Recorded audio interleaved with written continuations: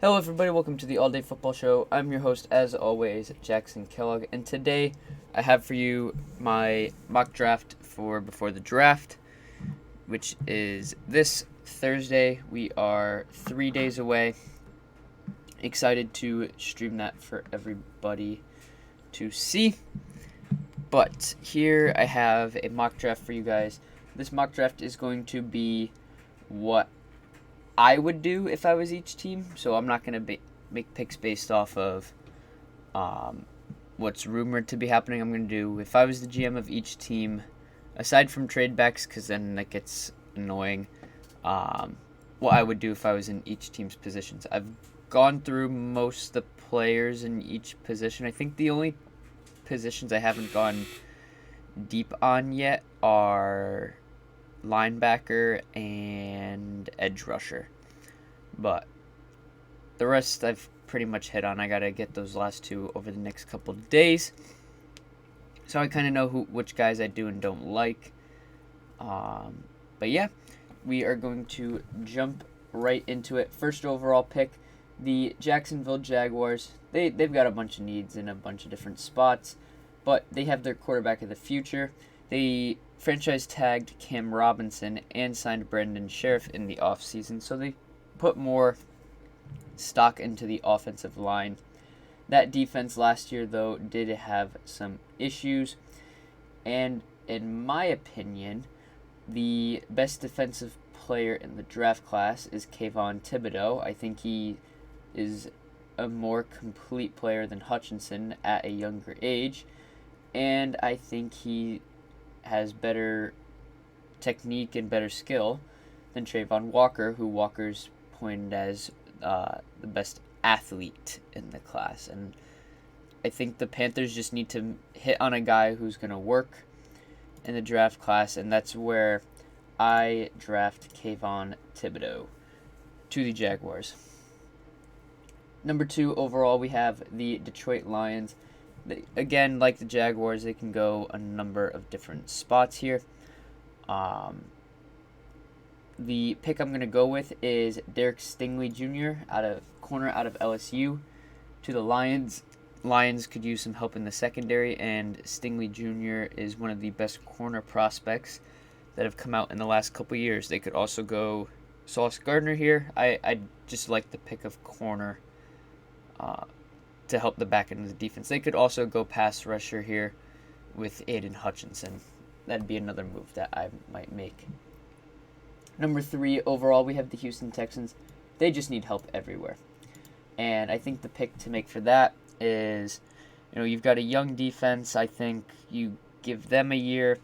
You've got Davis Mills, and it looks like they're going to try him out for the year. So, hey, might as well just get him a bit more protection. You kick Titus Howard inside, and draft Evan Neal to play right tackle for you.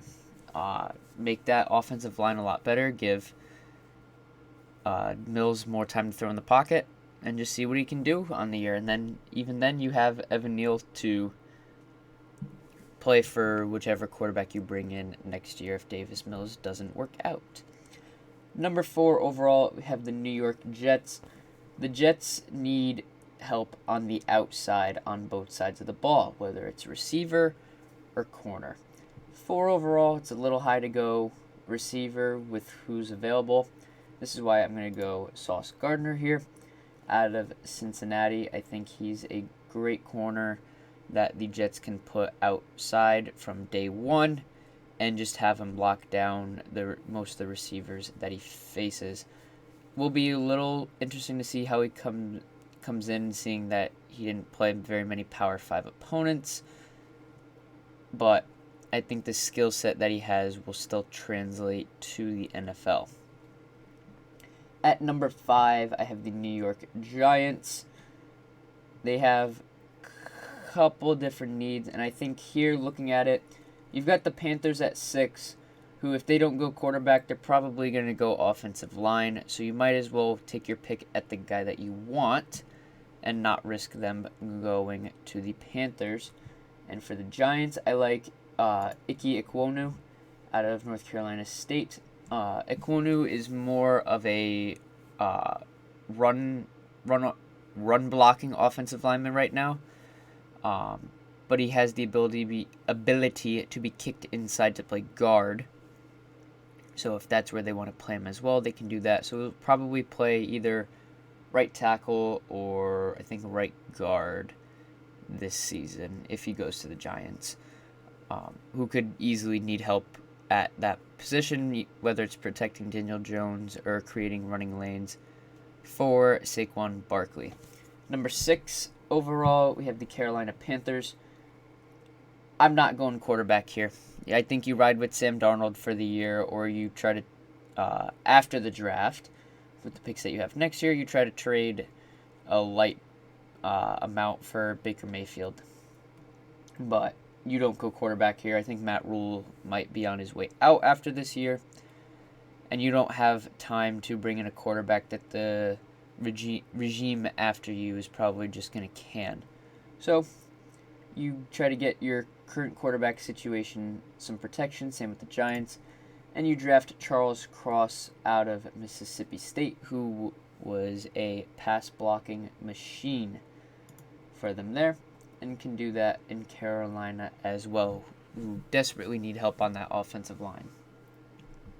The Giants are back on the clock at number 7 overall, and with the drafting of offensive linemen early, it leads a slide of some top defensive players, and I think here is where they go Aiden Hutchinson out of Michigan. Hutchinson was a bully coming off the edge for Michigan. Watching Michigan tape, whether it was Hutchinson, Ojabo, Daxton Hill, it was just fun to watch how those guys all gelled together and make that defense so great. Hutchinson is a little older, and I think that's going to be tough to see coming out, is he was able to bully a lot in college because he was a little bit older than the guys who were there. So I think that will be the tough part to see whether it changes or not, or if he can develop into a premier pass rusher at the pro level with guys that aren't necessarily smaller than him. At number 8, we have the Atlanta Falcons. They have needs all over the place, and the tough part is those needs don't necessarily fit what's available at the moment. They could use interior O-line, but you're not necessarily going to get that here. They could use a receiver, and they could go there, but I'm not going to go receiver when Marcus Mariota is going to be the one throwing him the ball. I think here you either got to go defense or you got to go receiver, and I think here you might as well just go the best player available, in my opinion, which is Kyle Hamilton. You put him back there to anchor, to be the last man standing on that defense. You've got A.J. Terrell, who emerged as a great corner this year. Other than that, there's not a whole lot of talent on that Falcons defense. So put some talent back there to help, because that defense was awful last year. So you put Kyle Hamilton back there, who is the best safety in this class and a overall astounding safety, to just go back there and take away anything going back deep. At number 9, we have the Seahawks, who could go quarterback here, but again, I don't, if you couldn't tell already, I don't like this quarterback class. I think a lot of guys are more second, third round level guys who need to develop and sit for a year, and it'll be interesting to see if that happens with how a lot of quarterbacks get drafted in the first round now so that they can have that fifth-year option. Does that happen here? I don't know. But if it's me, that's not where I'm going.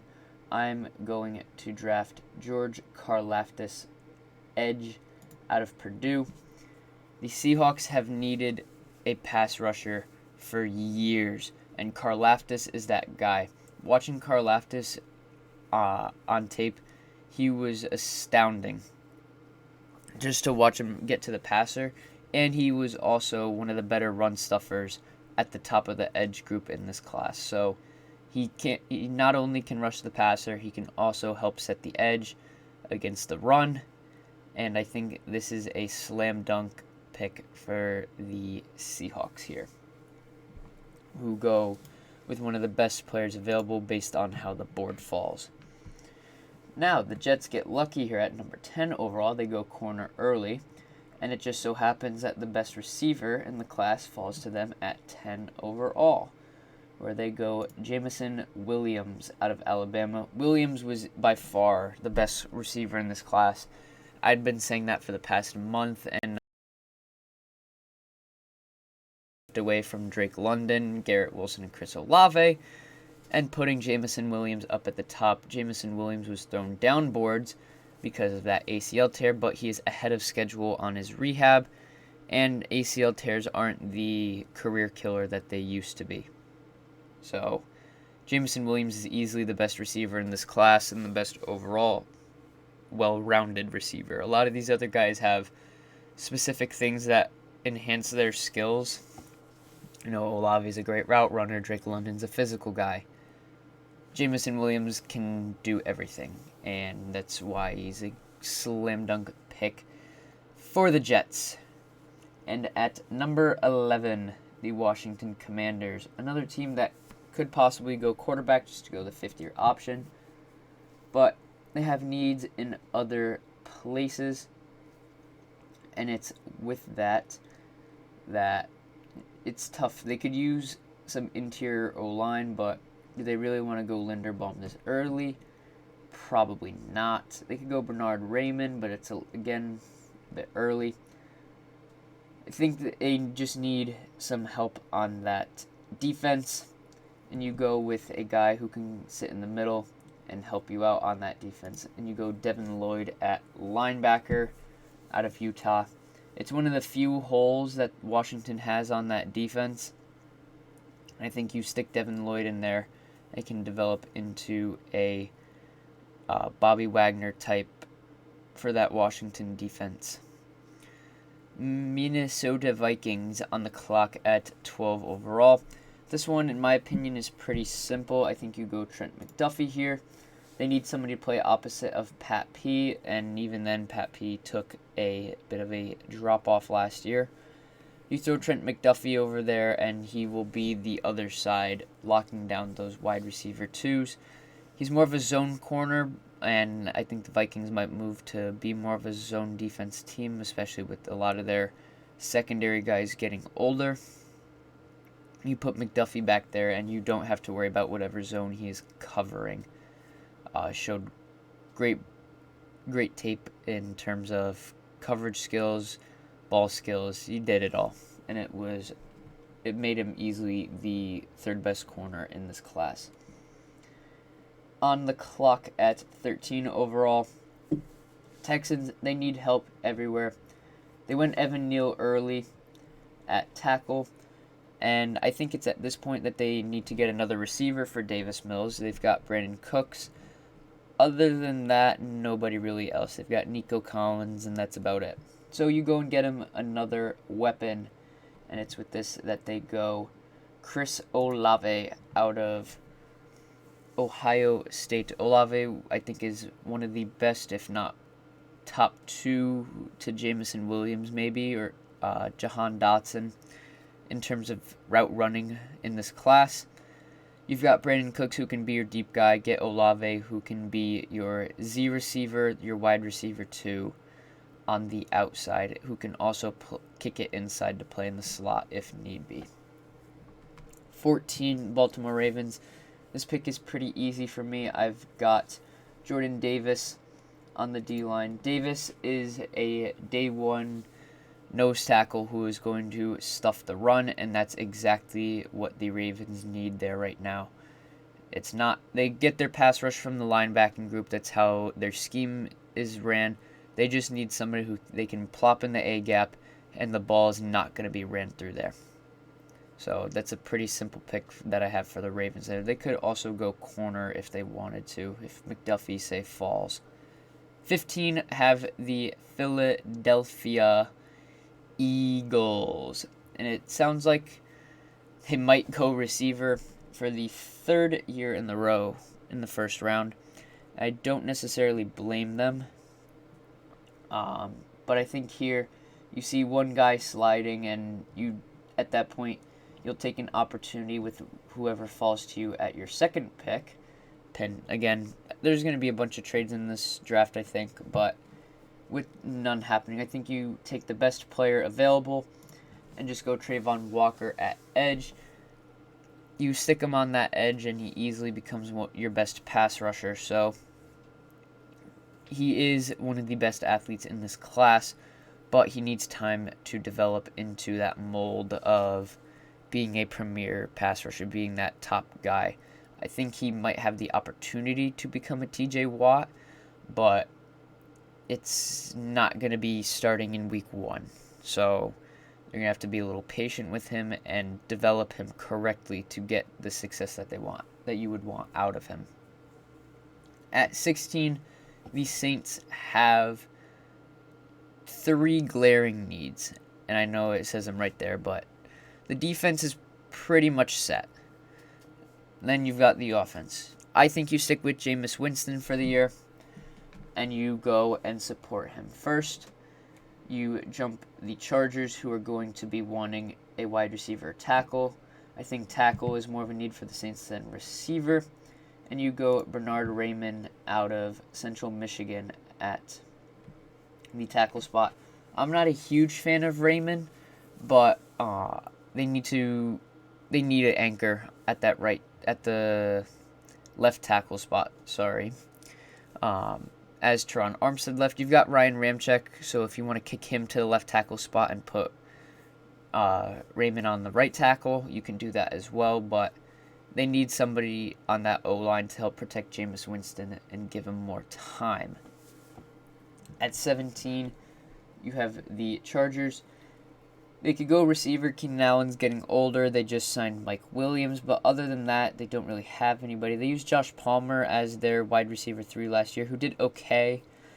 And I think it's with that they give a bit more time to see if he can develop into a possible wide receiver 2. That would lead to Mike Williams being a wide receiver 1. And they go offensive line here, going Tyler Smith out of Tulsa. I think it's a little bit of an overdraft, but you go for what you need in that spot. They could go receiver. They could go defensive tackle to help that run defense.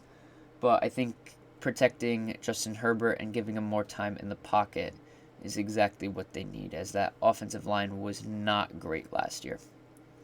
With their second pick in the first round, you have the Philadelphia Eagles back on the clock, and it's here where the 2 teams ahead of them go with offensive line, which leaves some of the receivers, the best receivers in the class, still available. They want a physical guy. They can go Drake London. They want a deep threat. They've got Garrett Wilson, Sky Moore, George Pickens.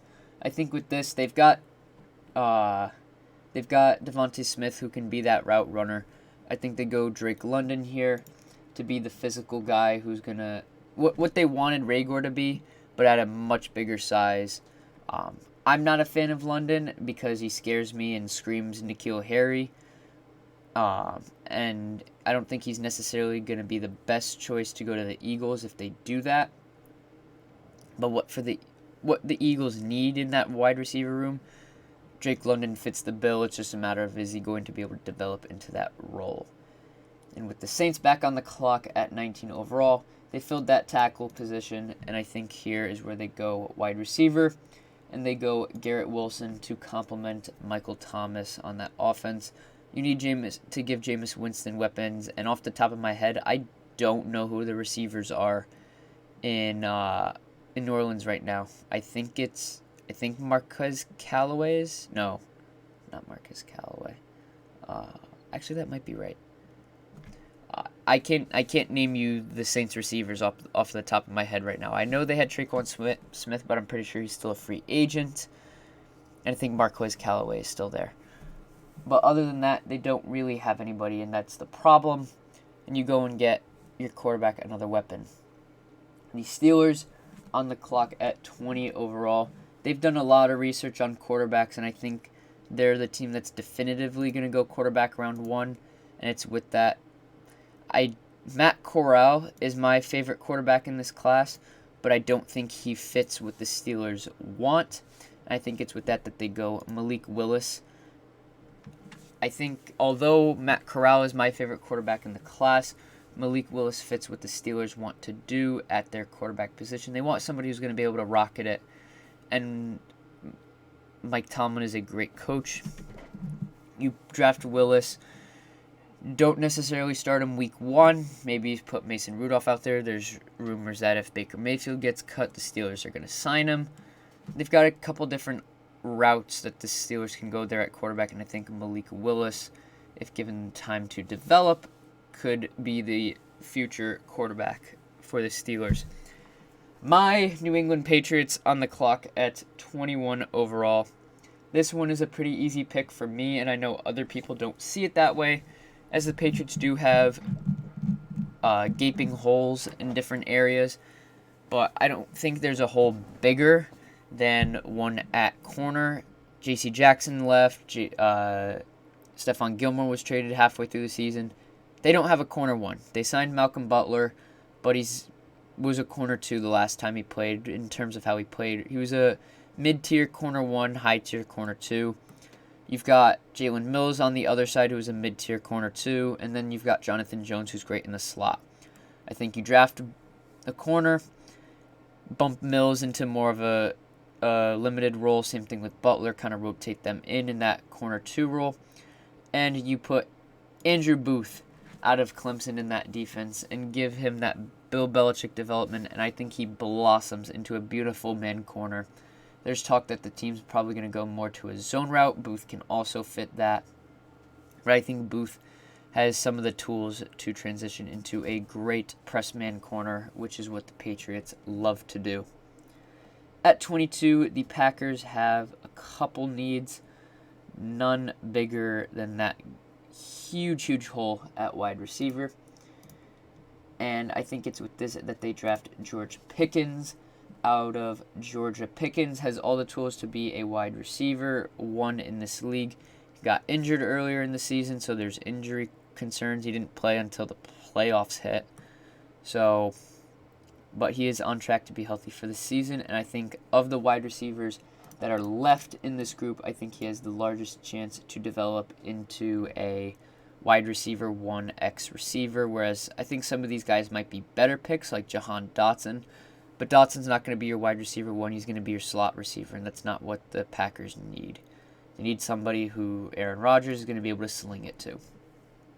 At 23, we have the Arizona Cardinals. I think interior O-line is the move for them to keep Mr. Kyler Murray away from scrambling around all the time. It's with that they go with the best interior offensive lineman in this class, in Zion Johnson out of Boston College. Watching his tape, he crushed it everywhere, whether it was in games, he crushed it at the Senior Bowl. All the way around, I think he was just a wonderful pick to be the best interior offensive lineman in this class. At 24, we have the Dallas Cowboys. They have a couple different routes they can go. They need help on the offensive line with Lyle Collins leaving. They could use somebody to pair with Micah Parsons. I think that Dallas needs to go defensive tackle here, as their top D tackle is Neville Gallimore, and he's been a little questionable. So I think here you draft Devontae Wyatt out of Georgia. He has character concerns. I think he's getting sued for sexual assault or domestic violence or something like that. One of those evil ones that somehow the athletes never get convicted for. But Wyatt is going to be your defensive tackle who is going to get to the quarterback and also fill in those gaps that you need to. Worked with Jordan Davis at Georgia this past year. They were a great 1-2 punch in that defensive tackle trench room. Anyways, you've got the Bills at 25 overall. I think they go receiver just to give Josh Allen another weapon. You've got Stephon Diggs. You've got Gabriel Davis. They're saying Isaiah McKenzie. I don't necessarily agree with that. I don't think McKenzie's going to be your wide receiver 3. I think here you've got Gabriel Davis, you've got Stephon Diggs. Those are your X and Z. Now you go your slot receiver, and you go Jahan Dotson out of Penn State. I think he's the best slot receiver in this class and would be a great option for the Bills to add to that offense and just further obliterate anybody that comes into their path. Titans on the clock at 26. I think the Titans are going to be in a tough spot competing with the Colts for the top of the division this year. They've got A.J. Brown. They could use help in the interior O-line. They could use an edge rusher. There's a few different routes they can go, but I think with him dropping down the board here, I think you go Tyler Linderbaum to help protect Ryan Tannehill or whatever quarterback you feel like going with in the future. I think there's a possibility the Titans trade up for a quarterback, maybe Matt Corral, or they draft with this pick and then trade back up into the first to take Matt Corral, get him on that 50-year option. It's my bold prediction for the draft because Corral literally looks like Ryan Tannehill, but better. At 27, we have the Tampa Bay Buccaneers. Very few holes on this roster, but one that I do see is you got to get Vita Vea a partner in crime, and one of my favorite players in this class, maybe because I'm a little bit of a homer, but Travis Jones, defensive tackle out of UConn. Love watching this guy on tape, but I also love UConn football, so it's a little bit biased.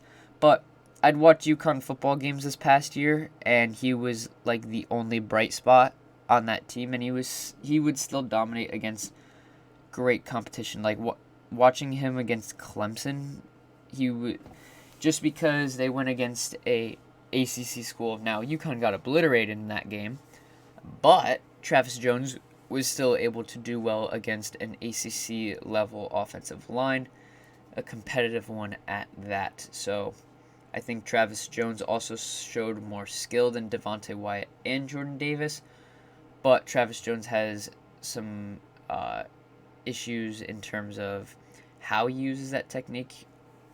He stands up pretty quick in terms of trying to win his pass rush. He needs to be refined, and no better person to do that with than Vita Vea on Tampa Bay. Packers with their second first-round pick in this class. And it's here that I think they help that interior offensive line. And they go Kenyan Green out of Texas A&M. Green was also a dominant interior offensive lineman this past year, and showed in a weak interior offensive line class showed why he should be taken above the rest. I think Zion Johnson is tier 1A. Kenyan Green is tier 1B. And with the Packers having, I forget which offensive lineman it was that left, but I know it was one of their starters. So Aaron Rodgers is getting older, probably going to end up being a little less mobile. So get in that offensive lineman to help protect him and give him more time to throw, because the defense doesn't really have too many holes. At 29, the Chiefs have back-to-back picks at 29 and 30. Kind of like the Jets, except a lot less extreme. The Chiefs have needs at the outsides of the field, whether it's at receiver on offense or at DB on defense. I think to address the corner need, they go Kaiir Elam out of Florida. Elam is a press man corner who I think the Chiefs can utilize to help with that crazy wide receiver group that's in the AFC West. We've got Devontae Adams, Hunter Renfrow with the Raiders, Cortland Sutton, Jerry Jeudy over with the Broncos, and you've got Mike Williams, Keenan Allen over with the Chargers. So you need a corner to help defend against that. Now with the trade of Tyreek Hill, you also don't really have any receiver threats yourself. You signed Juju Smith-Schuster, you have Mecole Hardman, who both have their issues. And with that, I think the Chiefs go with a possible... Obviously, you can't really get a Tyreek Hill replacement, but you can get what might be the next best thing and I think they go Treylon Burks out of Arkansas. Treylon Burks was a downfield threat for Arkansas, and give him a much better quarterback in Patrick Mahomes, and I think you leave yourself open to a lot of opportunity. At 31, we have the Cincinnati Bengals. It's tough to kind of pick what the Bengals need here. It says guard and center. They addressed those needs in the offseason, signing Ted Karras, Ali Marpet, and not